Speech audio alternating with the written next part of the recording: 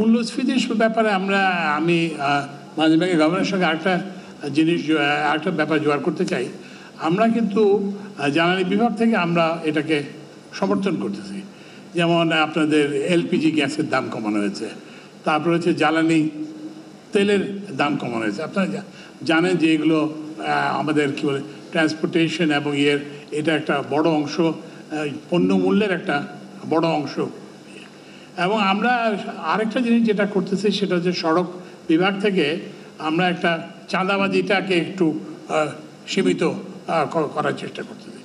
এই যে আজকে এই সকালবেলা আমার কাছে একটা খবর আসলো যে ওই যে যারা দেশে বাড়ি যাচ্ছেন ঈদের জন্য তাদের কাছ থেকে বেশি টাকা আদায় করা হচ্ছে।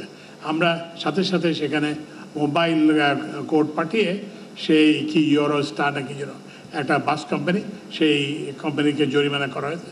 তো ওই জন্য আমরা মূল্যস্ফীতি কমানোর জন্য একদিকে যেমন বাংলাদেশ ব্যাংকের নীতি চলছে, এছাড়াও আমরা জ্বালানি বিভাগ থেকে জ্বালানির মূল্য কমিয়ে এটাকে সহযোগিতা দেওয়ার চেষ্টা করতেছি। এবং কি বলে যে সড়ক বিভাগ থেকে আমরা এই যে রাস্তায় যেসব চাঁদাবাজি এগুলোকে এবং পুলিশের সহায়তায় এগুলোকে কমিয়ে আমরা তো এখন আগের থেকে এখনকার একটা মৌলিক পার্থক্য হচ্ছে যে আমরা এখন সরকার হিসেবে কাজ করি। এখন স্যার অর্থ বিভাগে আছেন কিংবা স্যার পরিকল্পনা বিভাগে আছেন কিংবা আমি জ্বালানি এবং অন্যান্য এর দায়িত্ব আছি এবং গভর্নর সাহেব বাংলাদেশ ব্যাংকের। আমরা কিন্তু এখন উই ওয়ার্ক ইন ইউনিসন, আমরা একসঙ্গে কাজ করি। এর ফলে আপনি দেখবেন যে অনেকগুলো হয়তো আপনাদের চোখে পড়েছে কিনা জানি না, অনেকগুলো টেমপ্লেট কিন্তু এস্টাবলিশ হয়েছে যে আমরা কি করতে পারি এবং কীভাবে করতে পারি।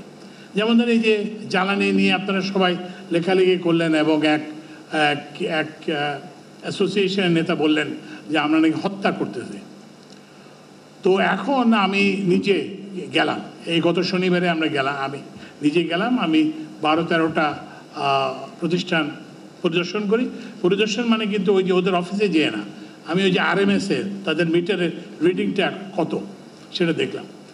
এবং আমরা কিন্তু এই জন্য আমরা এই যে জ্বালানির যে রিকোয়ারমেন্ট সেটার জন্য আমরা কিন্তু ব্যবস্থা করছিলাম। এবং ওই যে আমাদের অর্থ উপদেষ্টা আমাদেরকে সর্বত্রই সবসময় আমরা কিন্তু সহযোগিতা দিয়েছেন। এবং ওই যে বাংলাদেশ ব্যাংকের গভর্নর এই যে আমরা যে এত বড় একটা দায়কে যে আমরা করছি সেটা আমরা তো যাই হোক। তো এখন আমি ফিরে আসার পরে আমরা আগে থেকেই ব্যবস্থা করছিলাম 4টা অতিরিক্ত এলএনজি কার্গো আনার। কিন্তু এইটা একটু ওই যে আপনারা জানেন যে নিম্নচাপের কারণে সমুদ্রে উত্তাল আবহাওয়া ছিল, ফলে ওটা ডকিং করতে পারে নাই। কিন্তু যেই মুহূর্তে ডকিং করছে আমি ফিরে আসতেই দেখি যে সব জায়গাতেই যেখানে জ্বালানি গ্যাসের সরবরাহ ছিল সেগুলো আবার সঠিক হয়ে গেছে।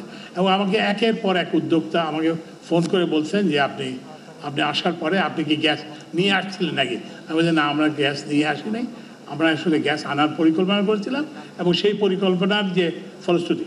তো ওই জন্য এখন আমরা যেটা চেষ্টা করছি একটা সবাই মিলে একটা পরিকল্পিত উন্নয়ন চেষ্টা করছি।